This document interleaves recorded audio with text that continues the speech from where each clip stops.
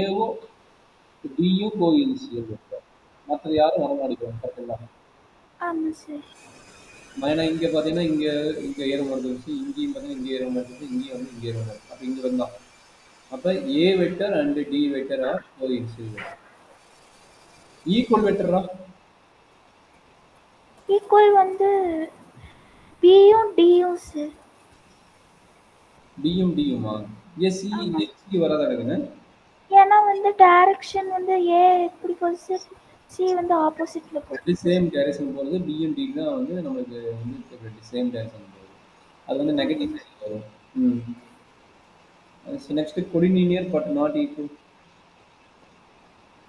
Collinear parallel not equalனா ஏவும் சியும் sir.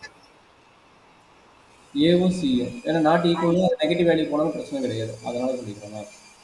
ஆமாம் sir. அப்போ ஏன் பி வெக்டர் டி வெக்டரும் பேரலல் கிடையாதா?